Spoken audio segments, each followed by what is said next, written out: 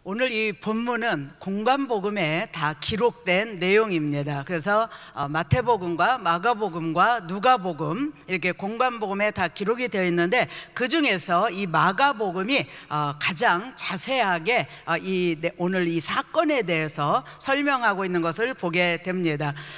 지금 이 본문이 시작되기 바로 전에 예수님께서 높은 산에 올라가셨다라고 성경은 말씀하고 있습니다. 예수님께서 높은 산에 올라가셔서 우리는 변화산이라고 이렇게 얘기하죠. 우리 주님이 후리연히 변하고 모세와 엘리야가 와서 그 영광 가운데 말씀하시는 모습을 보면서 베드로가 너무 황홀했어요. 여기 있는 것이 좋사오니 제가 초막셋을 짓겠습니다. 그러니까 여기서 삽시다. 그런데 항상 은혜의 자리만 있으면 안 되겠죠. 나아가서 그렇지 못한 사람들에게 우리는 또 복음을 들고 나가야 되는 것입니다. 자, 그 변화산에서는 이런 영광 가운데 있었는데, 산 아래에서는 어떤 일이 일어나고 있었는가, 그 사건들을 우리에게 잘 보여줍니다. 자, 산 아래에서는 귀신 들린 한 어린아이로 인해서 이 제자들은 말로 할 수 없는 참담함이 그들의 마음 가운데 있게 된 거예요. 귀신을 쫓아내지 못하고 서기관들에게 공격을 당하고, 거기 있는 무리들은 조롱하고 비방하고, 그러니까 이 제자들이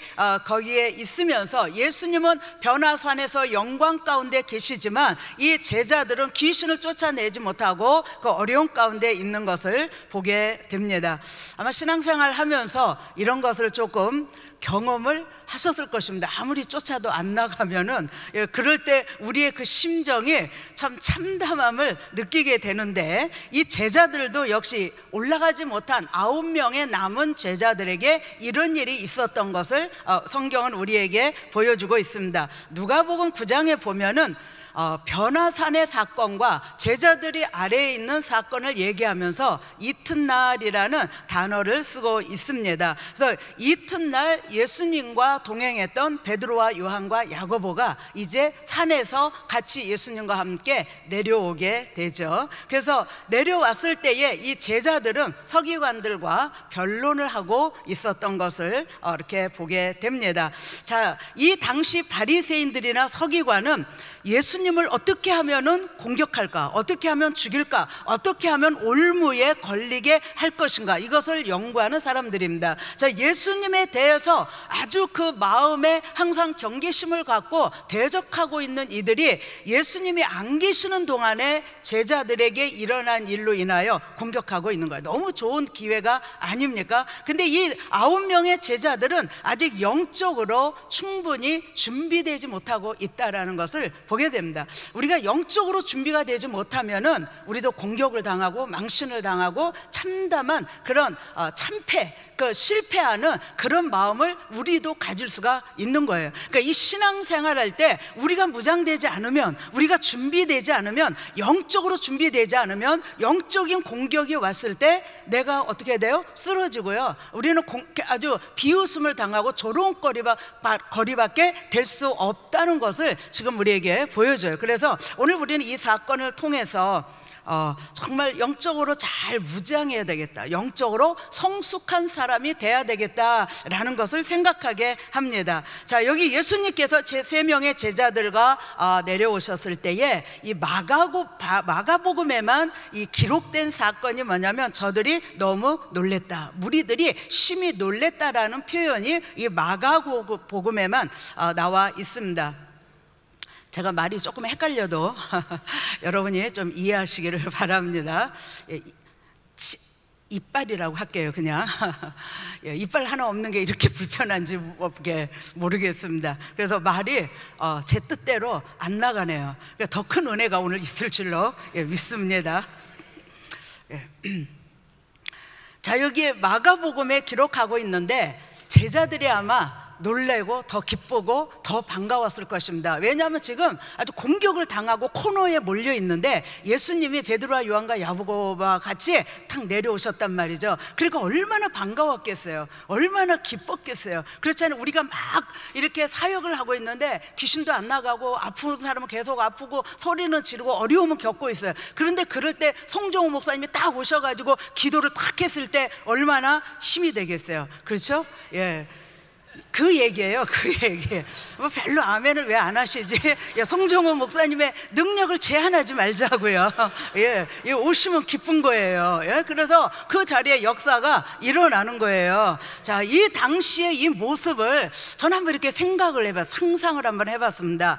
귀신 들린 아이가 있습니다. 경련도 일으킵니다. 간질 증세도 있습니다. 자, 그런데 이 아이를 가운데 두고 세 부류의 사람들이 여기에 있는 거예요. 이 아이에 있는 귀신을 쫓아내지 못하고 참패를 당하고 있는 제자들의 모습, 또 이 일이 어떻게 되나 그래서 구경하러 온 거예요. 구경하러 온 방관자들이 있고, 그 다음에 이 제자들을 공격하고 힐난하고 그리고 아주 이 조소하고 비방하는 그런 서기관, 지금 세 부류의 사람들이 있는 가운데에서 우리 주님께서 산에서 내려오셔서 물어보십니다. 9장 16절에 보니까 너희가 무엇을 저희와 변론하느냐라고 우리 주님께서 말씀을 하셨습니다. 그때 무리 중에 하나, 이 무리 중에 하나, 이 사람은 아이의 아버지입니다. 아이의 아버지가 달려와서 선생님, 벙어리 귀신 들린 내 아들을 고쳐주세요.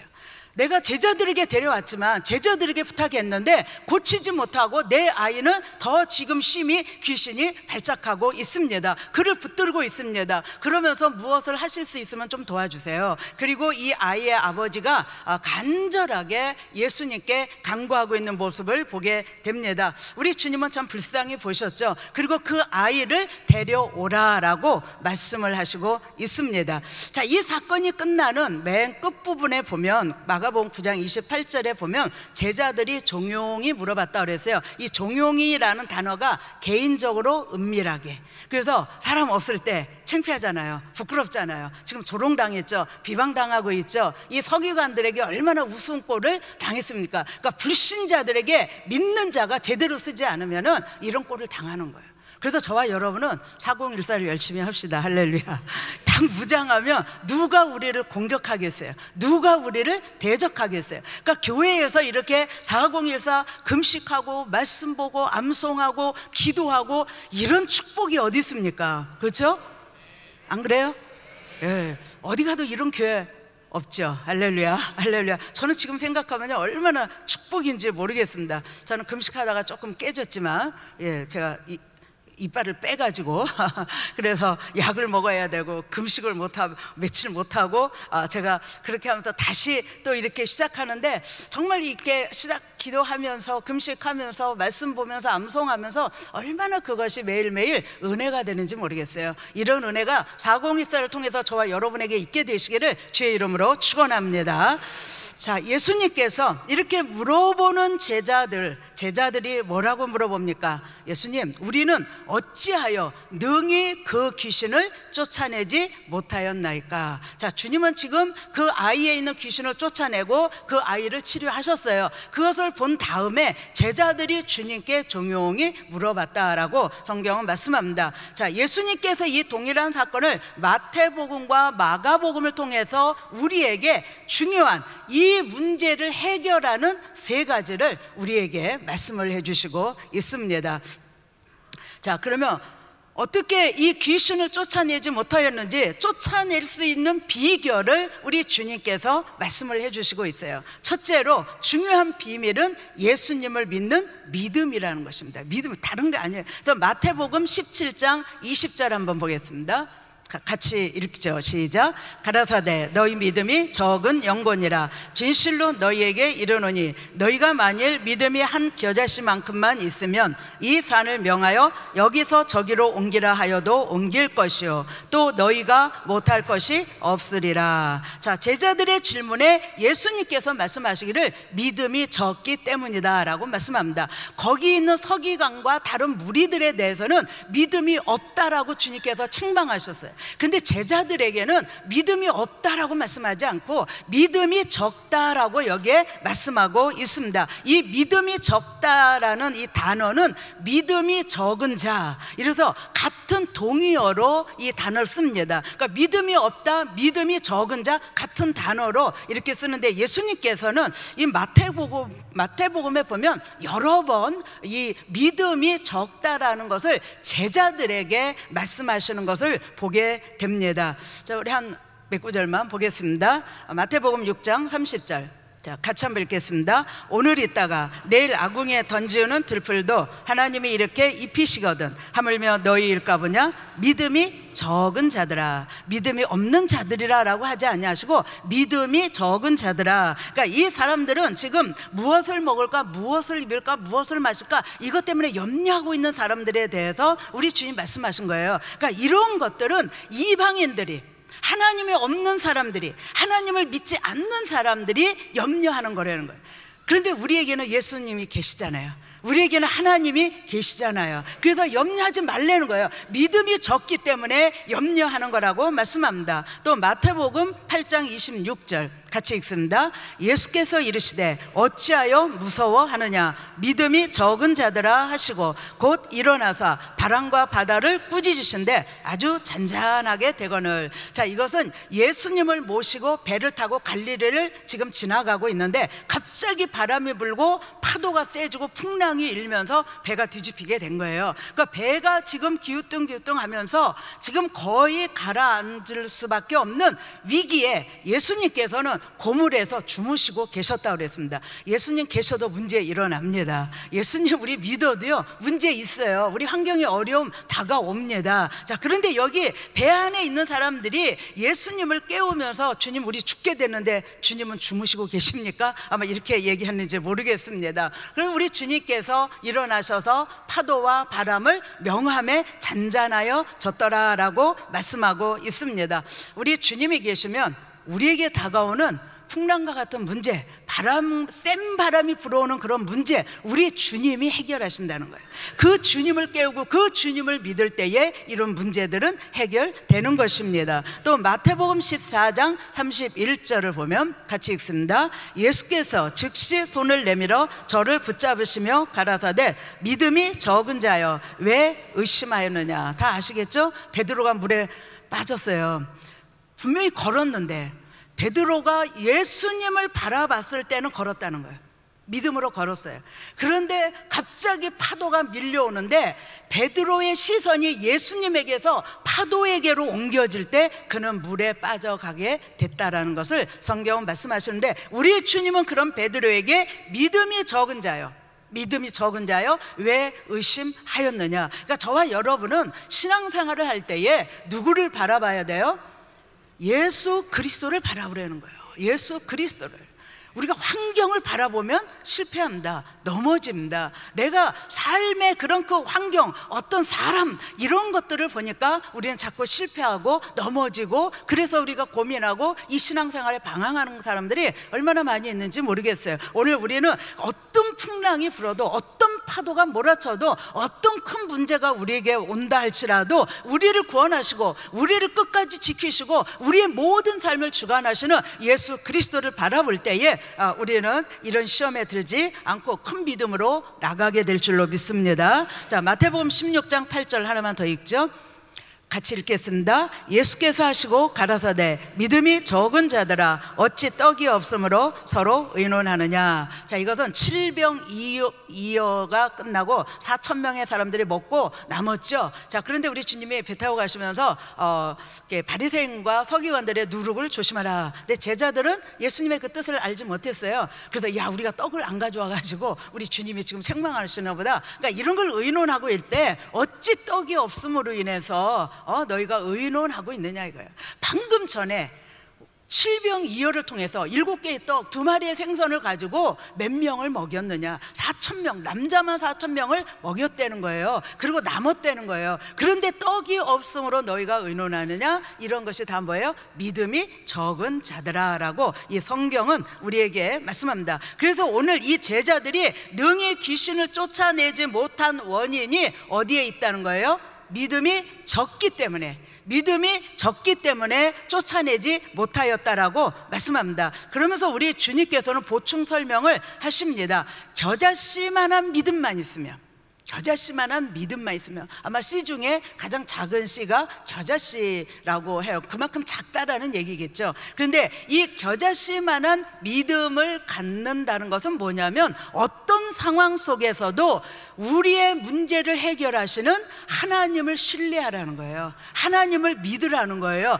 그것이 겨자씨만한 믿음이라는 것을 우리에게 말씀을 해주시고 있습니다. 그럼 우리 하나님을 신뢰하고 하나님께 소망을 두고 하나님을 의지하는 이런 믿음은 가질 수 있잖아요. 할렐루야, 할렐루야. 예, 그런 믿음은 있기 때문에 오늘 이 자리에 오셨죠? 할렐루야. 우리 옆 사람 보시면서 당신에게 그래도 그런 믿음이 있으니 축하합니다. 우리 한번 말씀 나누십시오. 자, 제자들은 우리가 이 성경을 보면은 이미 귀신을 제어할 능력을 받았어요. 마태복음 10장 1절에 보면 예수께서 그 12 제자를 부르사 더러운 귀신을 쫓아내며 모든 병과 모든 약한 것을 고치는 권능을 주셨다고 그랬어요. 그러니까 예수님께서 12명의 제자를 택하시고 둘씩 보내시면서 그냥 보내신 것이 아니라 귀신을 쫓아내며 모든 병과 모든 약한 것을 고치는 권능을 주셨다라고 말씀합니다. 자, 그럼 제자들이 나가서 어떻게 했어요? 마가복음 6장 13절에 보면 많은 귀신을 쫓아내며 많은 병인에게 기름을 발라 고쳤다라고 성경은 말씀하고 있습니다. 이미 주님께서는 이전에 제자들에게 귀신을 쫓는 그런 병을 고치는 그런 권세와 권능을 주셨다는 거예요. 그리고 실제로 사역 가운데 그런 일을 했습니다. 그런 열매를 맺었습니다. 그런데 왜 지금 쫓아내지 못하고 이렇게 조롱과 비방을 받고 있는가? 믿음이 적기 때문이다. 그러니까 그 전에 예수님께서 보내실 때는 그런 기사와 이적을 행했는데 그 믿음을 계속해서 유지하지 못했다는 거예요. 그러니까 그 믿음을 계속 유지하기 위해서 우리의 믿음은 들음에서 나며 들음은 그리스도의 말씀으로 말미암는다고 했는데, 이 믿음은 하나님의 말씀으로 우리의 성숙해지는 그런 믿음을 갖게 되는 것입니다. 그러니까 이번에 4014를 하면서 우리가 신약을 일독하고 성경을 암송하고 그리고 이렇게 선포하는 것, 이것은 수지 맞는 일입니다. 할렐루야, 할렐루야. 말씀이 믿음이거든요. 말씀 믿음. 그래서 여러분은 집에 그냥 여기저기에다 말씀을 많이 붙여놓으세요. 성경 암송 구절 너무 좋잖아요. 3개씩. 그래서 붙여놓고 어디를 가든지 볼 수 있으면 그냥 암송이 됩니다. 그냥 일부러 막 암송을 안 해도 보기만 해도 매일같이 그것을 몇 번씩만 한번 읽어보세요. 매일같이. 그러면 그냥 암송이 되는지 안 되는지 하시고, 안 되면 저한테 오시면 되도록 도와드리겠습니다. 자, 여기에 지금 산 아래에 있던 9명의 이 제자들의 실패의 이유를 마태복음에서는 믿음이 적은 영고다. 그래서 우리가 정말 이 믿는다고 할 때에 믿음이 왜 적으냐? 예수 그리스도를 온전히 신뢰하지 않기 때문이라는 거예요. 예수님의 권능을 제한시키는 거예요. 그 능력을 제한시키는 거예요. 그러니까 예수님은 온데간데 없고 내 이 적은 믿음을 가지고 해보려니까 안 되는 거죠. 정말 전능하신 그 예수 그리스도, 우리의 생명을 구원하시기 위해서 이 땅에 오신, 천지를 창조하신 그 예수 그리스도를 올바로 우리가 신뢰한다면 우리의 믿음은 적은 믿음이 아니라 큰 믿음을 가지고 산을 옮길 만한 역사가 있게 되는 줄로 믿습니다. 그래서 이 공간복음에 보면 예수님께서 믿음이 크도다, 기이하다 그렇게 칭찬한 2 사람이 있죠. 여기에 보면 누가복음 7장에 보면은 이 백부장이, 자기 하인이 병들었는데 사람을 보내서 예수님 오셔서 이 하인을 좀 고쳐주세요. 그러니까 우리 주님이 가셨어요. 이제 가고 계시는데 이제 집 거의 다 가까이 오는데 백부장이 사람을 보냅니다. 예수님이 우리 집에 들어오심을 나는 감당치 못하겠사오니 말씀으로만 하옵소서.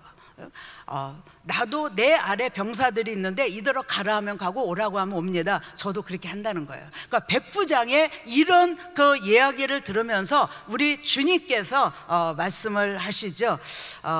누가복음 7장 9절에 보면 예수께서 들으시고 저를 기이 여겨 돌이키사 쫓는 무리에게 이르시되 내가 너희에게 이르노니 이스라엘 중에서도 이만한 믿음은 만나보지 못하였느니라. 그러니까 주님이 말씀만 하시면 내 병들은 하인이 고침받을 것이라는 이 믿음, 말씀만 하셔도 이런 믿음을 우리도 소유해야 되지 않겠습니까? 예, 말씀만 선포되면 정말 이런 역사가 일어난다는 걸 믿을 때 그 믿음을 보시고 우리 주님께서 역사하신다는 거예요. 그래서 오늘 이 백부장의 믿음을 우리 주님께서는 크게 칭찬하셨어요. 또 한 사람, 마태복음과 마가복음 두 곳에 이 여인의 이야기가 있습니다. 이 스루보니게 여인에게 문제는 뭡니까? 자기 딸이 귀신 들렸어요. 그런데 이 두로 지방에 예수님이 가셔서 조용히 계시려고 했는데 여기에 보니까 이 여자가 예수님이 오셨다는 것을 알게 됐어요. 그리고 그 예수님께 쫓아왔습니다. 그리고 내 딸이 흉악히 귀신 들렸는데 고쳐주세요. 우리 잘 알잖아요.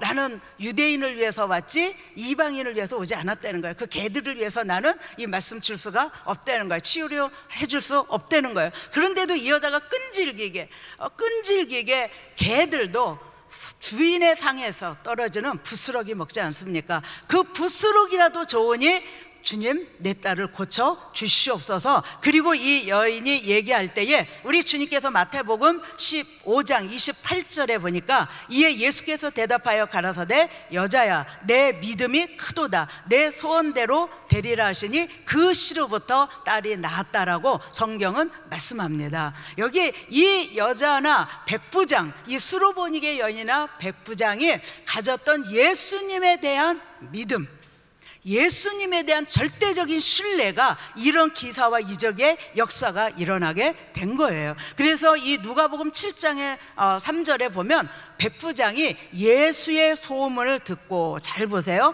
마가복음 7장 25절에 보면 수로보니게 여인이 예수의 소문을 듣고, 자, 이 두 사람의 특징이 뭐냐면 예수의 소문을 들었다는 거예요. 자, 그러면 예수의 소문을, 어떤 소문을 들었겠어요? 그냥 뭐 이 땅에 오신 랍비 중에 하나, 뭐 선생, 뭐 훌륭한 분 이렇게 들었습니까? 아니요.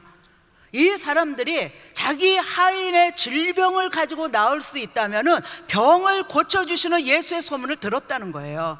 이 수로보니게 여인이 적어도 예수님 앞에 왔을 때는 이 예수님 앞에 오면 귀신을 쫓아내는 쫓아내시는 그 예수님인데 내 딸에 들린 귀신도 쫓아낼 거라는 절대적인 신뢰, 그 믿음을 가졌기 때문에 끈질기게 예수님께 엎드릴 수 있었던 것을 보게 됩니다.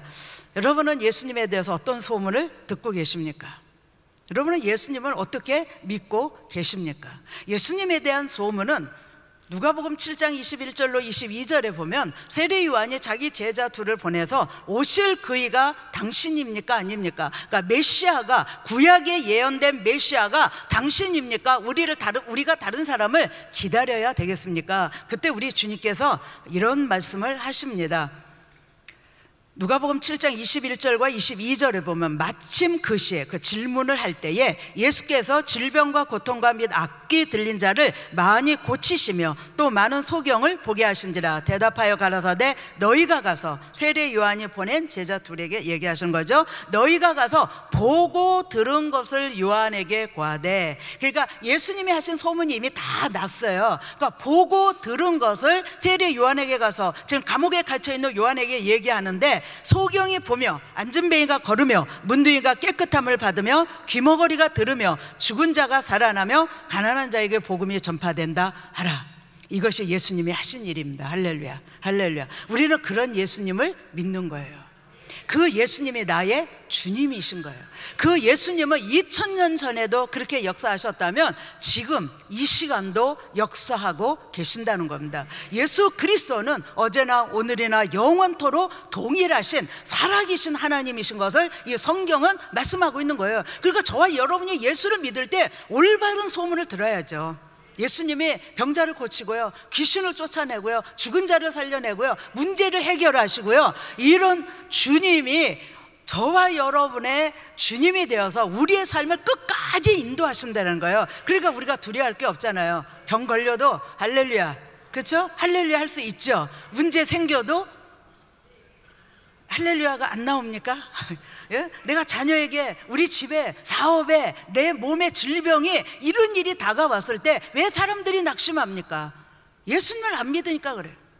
예수님에 대한 믿음이 적기 때문에 그렇다는 거예요. 정말 예수님에 대한 절대적인 신뢰를 우리가 갖는다면 이런 능력은 지금도 나에게, 우리에게 일어난다는 것입니다. 그것이 성경에서 우리에게 보여주시는 약속의 말씀인 줄로 믿습니다. 그래서 우리의 믿음은 들음에서 나며 들음은 그리스도의 말씀으로. 그래서 이 말씀을 통해서 저와 여러분이 믿음을 견고하게, 큰 믿음을 갖고 견고한 믿음을 갖게 되시기를 주의 이름으로 축원합니다. 자, 두 번째 중요한 비밀은 뭐냐? 어떻게 쫓아낼 수가 있는가?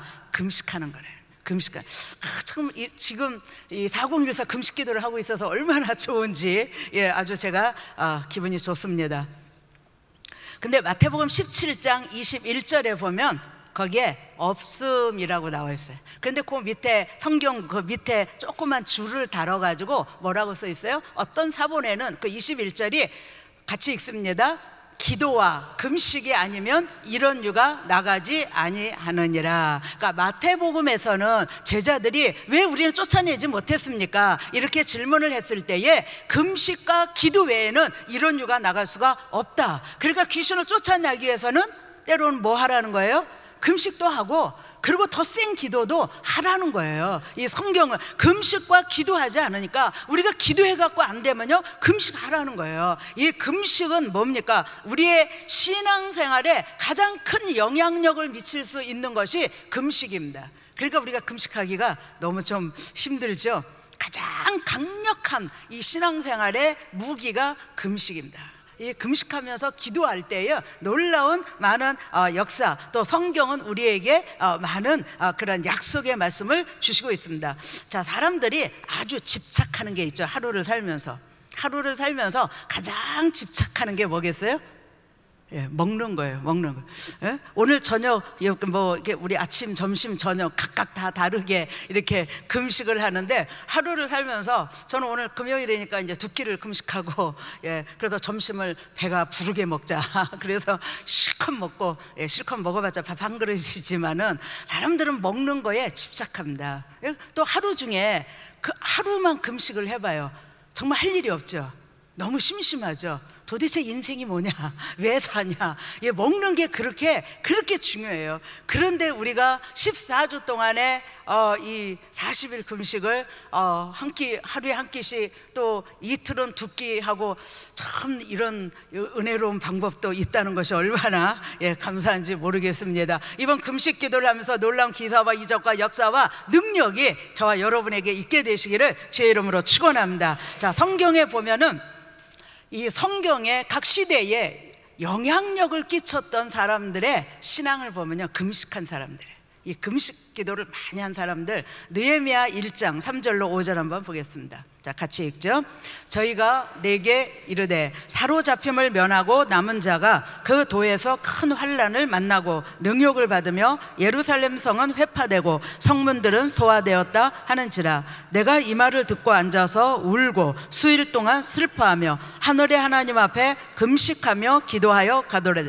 하늘의 하나님 여호와, 크고 두려우신 하나님이여, 주를 사랑하고 주의 계명을 지키는 자에게 언약을 지키시며 긍휼을 베푸시는 주여 간구하나이다. 자, 느헤미야는 술관원입니다. 아닥사스다 왕의 밑에서 높은 직책을 갖고 있는 사람이에요. 그는 삶에 부족함이 없는 사람입니다. 자, 그런데 조국 예루살렘을 갔다 온 사람을 통해서 예루살렘 소식을 들어요. 이미 1차 포로 귀환과 2차 포로 귀환이 있었어요. 536년에 또 457년에. 그래서 포로 귀환에서 돌아간 사람들, 그리고 그 땅의 소수에 남겨진 사람들이 지금 환난과 능욕과 어려움을 겪고 있다는 이 소식을 듣는 거예요. 그 이유는 예루살렘 성이 회파됐는데 문은 다 불탔고 성벽은 무너졌고, 그러니까 예루살렘 안에 사는 사람들이 다 뿔뿔이 흩어지는 거예요. 계속해서 대적들이 오니까. 그러니까 그 소식을 들으면서 이 느헤미야가 하나님 앞에 금식하고 울고 4개월 동안을 기도하며 준비하고 있는 모습을 보게 됩니다. 그리고 그는 아닥사스다 왕의 허락하에 예루살렘의 총독으로 가게 되죠. 그리고 90년 동안 짓지 못했던, 완성하지 못했던, 뭐 손도 대지 못했는지 모르겠습니다. 예루살렘 그 성벽을 단 며칠 만에요? 단 52일 만에 완성했다라는 것을 보여줍니다. 어떻게 이런 일을 할 수가 있습니까? 금식이라는 거예요. 기도하고 금식했더니 하나님께서 아닥사스다 왕의 마음도 움직여 주시고, 그리고 가서 일을 할 때에 수많은 방해에도 그 방해와 어려움, 그 사마리아 사람들의 그런 그 방해 공작에도 불구하고 그것을 막고, 그리고 52일 만에 완성할 수 있었던 비결은 금식이라는 거예요. 금식하며 기도할 때 이런 역사가 일어나는 것입니다. 자, 에스더서에 보면은 에스더는 자기 민족이 하만에 의해서 다 죽임을 당하게 됐다라는 것을 모르드게를 통해서 알게 됩니다. 자, 그런데 이 에스더가 모르드게에게 나를 위해서 이 백성들에게 금식하고, 그리고 나도 시녀와 더불어 금식한 후 사흘간 금식하고 왕에게 들어가겠습니다. 규례를 어기고 왕이 부르지 않았는데, 만약에 왕 앞에 나가는 사람은 이 페르시아법에 의해서 죽이는 그 나라의 법이 있어요. 그런데 그 규례를 어기고 이 에스더가 나가는 거죠. 그래서 우리는 에스더서 하면 탁 떠오르는 단어가 뭐예요? 예, 죽으면 죽으리라. 좀 우리도 이런 신앙을 좀 가져야 되는데, 이번에 금식하면서 저와 여러분도 좀 이런 신앙을 갖게 되시기를 바랍니다. 정말 어떤 때는 주님 순교하면 얼마나 영광 가운데 하나님 앞에 있겠습니까? 그런데 순교의 자리에 있으면 제가 글쎄요, 순교할 수 있을까요? 제가 그런 생각이 들어요. 우리는 할 수 없는데 주님이 도와주시면 하는 것이죠. 주님이 하시면 하는 거예요. 그러니까 이 에스더가 규례를 어기고 나갔을 때에 왕은 호를 내밀고, 그리고 에스더의 소원을 들어서 이 유대 민족이 하만에 의해서 멸망당할 수밖에 없었던 때에 민족을 살리고, 그리고 모르드게가 영화로운 가운데에 서게 된 사건을 보게 됩니다. 이것이 어떻게 일어났어요? 금식하니까, 기도하니까. 금식하고 하나님 앞에 부르짖을 때에 하나님이 왕의 마음도 바꾸시고 역사하시고 있다는 것이죠. 우리 에스더서 4장 16절, 자, 같이 한번 읽겠습니다. 시작. 당신은 가서 수산에 있는 유다인을 다 모으고 나를 위하여 금식하되 밤낮 3일을 먹지도 말고 마시지도 마소서. 나도 나의 시녀로 더불어 이렇게 금식한 후에 규례를 어기고 왕에게 나아가리니 죽으면 죽으리이다. 우리 신약성경에 보면은 안디옥 교회, 자, 이방인 교회로서 최초의 교회에 바나바와 사울을 그들은 선교사로 파송합니다. 그런데 그들이 선교사로 파송하기 전에 뭘 했습니까? 이 성경에 보니까 금식하며 기도하고 두 사람을 보냈다라고 말씀합니다. 금식하며 기도하고 이 바나바와 사울을 보낼 때에 이 바울을 통해서 이 세계 선교의 한 장을 열잖아요. 그렇죠? 그러니까 그 교회에 그 리더들이 금식하며 기도할 때에 이 두 사람, 그 지도자들을 이 세계 선교로 파송하고 있는 걸 보게 됩니다. 우리가 선교도요, 금식입니다. 금식하고 기도할 때에 우리 특별히 또 단기 선교, 그래도 5월 7일까지인가요? 5월 7일까지 우리가 4014 금식기도 가운데 선교 가고, 이런 건 정말 은혜 중에 은혜입니다. 놀라운 역사가 선교지에서 일어날 것입니다. 왜냐? 금식하고 기도하고 그리고 가잖아요. 주님이 앞서서 역사를 일으키시는 거죠. 자, 또 이렇게 요엘서에 보면 이 요엘 선지자 시대에 그 이스라엘 백성들이 우상 숭배와 하나님을 떠나서 온갖 죄악 가운데 있습니다. 그러니까 하나님을 떠나고 우상 숭배하면 그 다음에 하나님이 하시는 일이 뭐예요? 전쟁을 일으키고 그 땅에 이른 비와 늦은 비를 주시지 않고 곡식을 수확할 수 없게 만듭니다. 그러니까 경제적으로 어렵고 전쟁이 일어나게 되고 아주 영적으로 타락하고 도덕적으로 타락하는 모습이 일어나요. 요엘 선지자 시대에도 그런 일이 있습니다. 그런데 요엘서 2장 12절에 보면 같이 읽겠습니다. 여호와의 말씀에 너희는 이제라도 금식하며 울며 애통하고 마음을 다하여 내게로 돌아오라 하셨나니. 그러니까 어느 때고 하나님께서는 우리가 아무리 죄악 가운데 있다 할지라도 그때라도 울며 금식하며 애통하며 회개하고 하나님께 돌아올 때 용서하신다는 거예요. 회복시켜 주신다는 거예요. 전쟁이 없어지고요, 승리하게 하시고요, 경제적으로 회복되게 하시고요, 이른 비와 늦은 비를 주셔서 제때에 씨를 뿌리고 수확을 할 수 있도록 하나님께서 축복하신다라는 것을 이 성경은 우리에게 말씀하고 있습니다. 그래서 이 금식은 우리의 삶에 한 민족을 살리기도 하고, 그렇죠? 또 하나님의 역사를 이루게 되고, 또 이 금식 기도를 하게 되면은요, 개인적으로, 가정적으로, 교회적으로 하나님의 놀라운 기사와 이적과 역사가 일어난다는 것입니다. 그만한 능력이 있다는 거예요. 그래서 이사야서 58장 우리 잘 아는 대로 거기에 보면은 나의 기뻐하는 금식은, 그래서 이 하나님이 기뻐하시는 올바른 금식만 하면 흉악의 결박도 풀어주고 멍해의 줄도 끌어주고 압제당하는 자는 자유케 하고 모든 멍해를 꺾는 것이다 라고 말씀합니다. 이런 사람들에게는 기도가 속히 응답되고 치료가 급속히 있게 된다. 그러니까 치료도 있고 기도도 속히 응답받는 그 비결이 뭐예요? 금식 기도라는 거예요. 금식 기도. 그래서 이번 우리 4014 금식 기도를 통해서 우리 교회에 그냥 한번 놀라운 그 기사와 이적과 역사가 크게 일어날 줄로 믿습니다. 저는 아주 하나님이 하실 일이 기대가 됩니다. 자, 세 번째로 중요한 비밀은 기도하는 것입니다. 뭐 아주 평범한 것이지만 가장 중요해요. 이 기도는요, 계속 해야 되는 거예요. 오늘 김대기 목사님 아까 찬양을 했지만은 어떻게 내 마음을 알고 어떻게 저렇게 특송을 하시는가. 기도는 계속 해야 되는 거예요.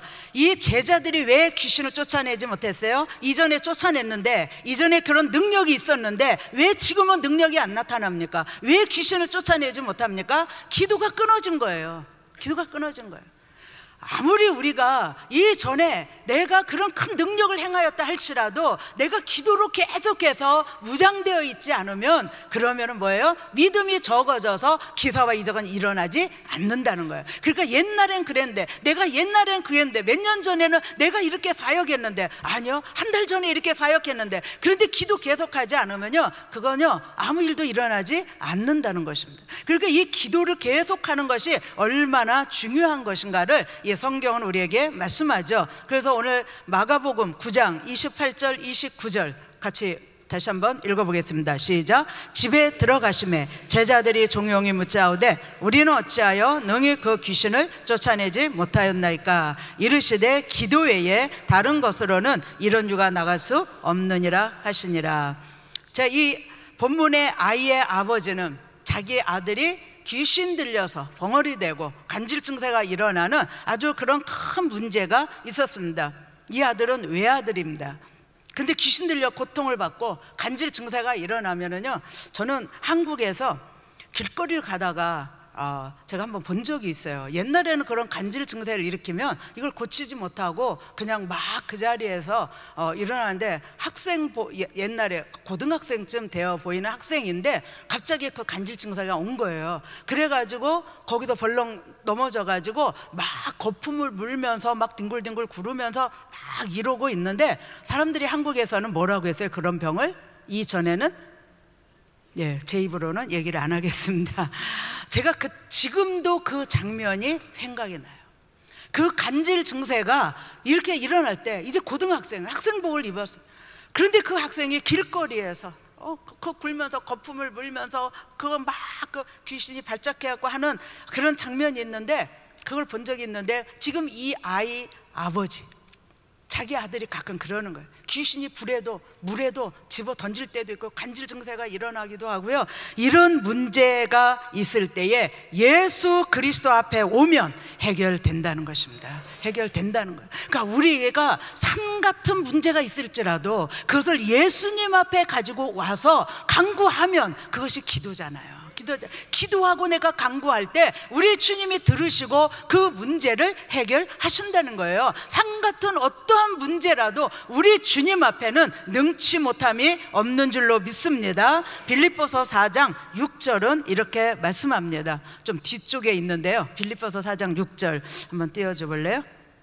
제가 미리 당겼는데, 같이 읽겠습니다. 아무것도 염려하지 말고 오직 모든 일에 기도와 간구로 너희 구할 것을 감사함으로 하나님께 아뢰라. 염려하는 시간에 기도하라는 거예요. 염려하면 문제 해결됩니까? 예?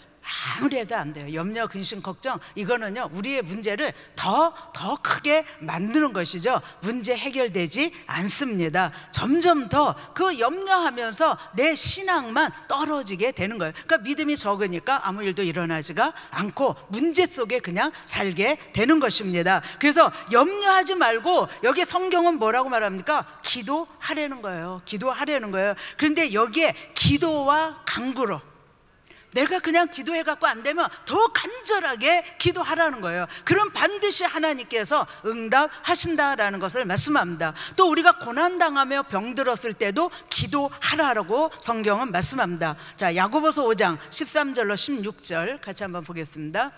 같이 읽겠습니다. 시작. 너희 중에 고난 당하는 자가 있느냐? 저는 기도할 것이요. 즐거워하는 자가 있느냐? 저는 찬송할지니라. 너희 중에 병든 자가 있느냐? 저는 교회의 장로들을 청할 것이요. 그들은 주의 이름으로 기름을 바르며 위하여 기도할지니라. 믿음의 기도는 병든 자를 구원하리니 주께서 저를 일으키시리라. 혹시 죄를 범하였을지라도 사하심을 얻으리라. 이러므로 너희 죄를 서로 고하며 병낫기를 위하여 서로 기도하라. 의인의 간구는 역사하는 힘이 많으니라. 아멘. 여기에도 고난 당할 때, 병들었을 때에 기도하라는 거예요.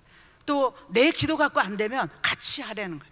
장로님들도 청하고 주의 종들도 청하고 우리 기도하시는 분에게도 요청하고, 그래서 같이 기도하면 하나님이 역사하신다는 겁니다. 왜냐하면 그렇게 명령하셨잖아요. 고난 당하는 자가 있느냐? 저는 기도할 것이요.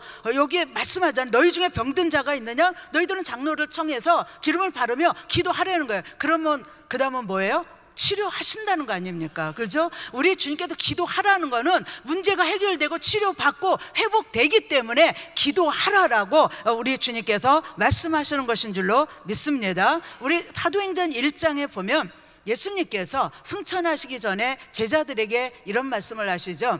너희가 아버지의 약속하신 것, 성령을 받기 전까지는 예루살렘을 떠나지 말아라. 그리고 주님 승천하셨어요. 그래서 그 승천하심을 본 제자들이 약 120명의 사람들이 어디로 갔어요? 어디에 갔죠? 마가의 다락방 갔어요. 마가의 다락방에서 그들은 먹고 즐겁게 이렇게 놀고 그랬나요? 뭐 했습니까? 마가의 다락방에 가서 뭐를 했다고요? 그냥 기도한 거 아니에요. 전혀 기도에 힘쓰니라. 이건 뭐예요? 집중해서 기도했다는 거예요. 있는 힘을 다해서 기도했다는 거예요. 그들은 아마 하루에 한 끼씩 먹었는지도 모르겠습니다. 있는 힘을 다해서 약 열흘간 오순절날이 이렇게 이를 때까지 그들은 있는 힘을 다해서 전혀 기도에 다른 거 신경 안 쓰고 다른 거 생각 안 하고요, 기도하고 있을 때 뭐 하기 위해서요? 성령 받기 위해서. 성령 받기 위해서 그들이 기도에 전혀 힘쓸 때에 오순절날이 임함에 불같은 성령을 체험했다라고 성경은 말씀하죠. 그들이 이러한 성령을 받고 나가서 복음을 전할 때 이 초대교회를 뒤집은 거예요. 뒤집어서 정말 그 복음이 오늘 저와 여러분들 이렇게 듣게 됐잖아요. 할렐루야. 우리 교회도 이런 뒤집어지는 역사가 이번 4014 동안에 일어나면 좋겠어요. 우리 그렇게 기도합시다. 하나님이 역사하실 줄로 믿습니다. 마지막으로 우리 한 가지만 나누고 끝나겠습니다. 우리 스펄전 목사님, 저는 스펄전 목사님의 설교도 좋아하고 책도 좋아하고 많이 읽는데, 이 스펄전 목사님은 1세기에 한 번 날까 말까한 설교자입니다. 그래서 정말 이 설교하면은 스펄전 목사 이렇게 이꼴 할 정도로 이 영국이 낳은 세계적인 설교자입니다. 자, 이 스펄전 목사님이 그 당시에 18세기 후반에 약 6,000명 이상의 목회를 하시면서 때로는 10,000명, 20,000명, 집회를 하면 25,000명 뭐 그러다가 불이야 해가지고 사람들이 죽고 그래서 병 걸리고 그래서 56세에 이렇게 천국에 가셨는데, 자, 이 스펄전 목사님이 그런 대부흥의 역사를 일으키고 이 영국을 변화시키는 일에 성령의 강력한 역사가 일어나는 일에 이 설교만 가지고 했느냐? 아니라는 거예요. 이 스펄전 목사님의 전기를 보면은 그 교회를 방문하는 수없이 많은 사람들이 있었겠죠. 그 방문하는 사람들을 먼저 본당에 데려가지 않았어요. 반드시 그 방문하는 사람들을 데리고 본당 밑에 있는 아래층으로 데려갔습니다. 그 아래층에 데려가서 무엇을 보여주시느냐? 거기서 기도하는 사람들을 보여줬어요. 이 스펄전 목사님이 그 방문한 사람들에게 그런 얘기를 합니다. 내가 설교를 잘해서 이 교회가 이렇게 부흥하고 이런 대변화가 일어난 것이 아니라, 이런 성령의 역사가 일어난 것이 아니라, 이 기도하는 사람들을 통해서 이 교회의 대부흥의 역사가 있는 것입니다. 성령의 역사가 있는 것이고, 이 기도하는 사람들을 통해서 이런 놀라운 변화가 일어나는 것입니다. 그러면서 이 스펄전 목사님이 이 기도하는 성도들을 향해서 뭐라고 말한 줄 아십니까? 저들은 나의 힘입니다. 저들은 나의 발전소입니다. 저들의 기도 때문에 오늘 우리의 교회가 존재하고 부흥하고 이런 성령의 역사가 강력하게 일어나는 것입니다. 자, 이 스펄전 목사님은 설교 플러스 기도하는 그 성도들, 그 기도로 인해서 당대의 영국을 흔들 수 있는 대부흥의 역사를 가져왔습니다. 자, 목사님이 일찍 천국에 가셨습니다. 교회가 비틀거리기 시작했습니다. 제일 먼저 무슨 일이 생겼느냐? 기도 운동이 없어진 거예요. 기도가 죽었어요. 그 교회에 기도의 불이 꺼졌어요. 한 20여 년 전에 그 교회를 방문했던 또 어떤 목사님이 그런 말씀을 하시더라고요. 그 교회에 기대를 가지고 주일 예배를 갔는데 모인 사람들이 20년 전에 200여 명도 안 되었고, 찬양도 완전히 죽었고, 기도는 뭐 말할 것도 없고, 말씀에 전혀 은혜가 되지 않는, 그러면서 그 가슴을 쳤다는 거예요. 스펄전 목사님이 한때 수만 명씩 모였던 그런 사역을 했던 이 교회가 왜 이렇게 됐는가? 기도의 불이 꺼졌어. 기도의 불이 꺼졌어. 오늘날 우리가 기도의 불이 꺼지면 개인이 죽습니다. 기도의 불이 꺼지면요, 가정이 죽어요. 기도의 불이 꺼지면요, 교회가 죽습니다. 이것은 역사적으로 우리에게 보여주는 교훈인 것입니다. 저는 정말 우리 교회에 담임 한기용 목사님께서 그 기도를 본인도 하시고, 기도를 요청하시고, 기도에 대해서 그냥 어떻게 하면은 하나님 앞에 우리 은혜교회가 이 기도의 불을 붙여서 기도하는 교회가 될 것인가, 저는 정말 그 목사님, 그게 저는 아주 자랑스러워요. 자랑스러워요. 기도불 꺼지면 끝나는 거예요. 끝나는 거예요. 성령의 역사 일어나지 않습니다. 하나님이 영광 받지 않으십니다. 교회에 있어요. 수많은 사람 모일 수 있어요. 그러나 기도의 불이 꺼지면 그때부터 꺼진다는 거예요. 그때부터. 저는 우리 은혜교회가 이번 4014 이 금식 기도를 통해서 다시 한번 뜨겁게 이 기도의 불이 붙게 되기를 바랍니다. 여러분들이 다 그런 그 기도의 불이 붙어서 다른 사람들의 기도의 불을 붙여주는 그런 중보기도 용사들이 될 수 있기를 바랍니다. 하나님이 어떤 사람을 기뻐하시나, 어떤 교회를 기뻐하시는가? 살아있는 기도를 하는 그 교회를 하나님이 기뻐하신다는 거예요. 기뻐하신다. 우리는 스펄전 목사님의 교회를 다시 답습할 필요가 없죠. 그렇죠? 그래서 교훈으로 우리에게 역사적으로 보여주시는 것입니다. 정말 우리 은혜교회가 이렇게 선교하고 이렇게 우리가 주의 사역을 할 수 있는 것은 그래도 기도의 불이 있기 때문인 줄로 믿습니다. 오늘 이 저녁에 나온 여러분들이 기도하시기 때문에 우리 은혜교회가 이 세계 선교를 이렇게 감당하며 나아갈 수 있는 줄로 믿습니다. 사랑하는 우리 성도 여러분 한 분 한 분이 기도하시기를 바랍니다. 기도의 사람이 되시기를 바랍니다. 때로는 금식하고, 때로는 간절히 기도하고, 때로는 정말 그 주님 앞에 엎드려서 정말 기도할 때에 하늘문이 열리고 우리 주의 음성을 듣고 하나님의 불이 떨어지는 그런 역사가 개인적으로, 가정적으로, 교회적으로 일어나게 되는 것입니다. 이러한 일에 저와 여러분이 주인공으로 쓰임받게 되시기를 주의 이름으로 축원합니다.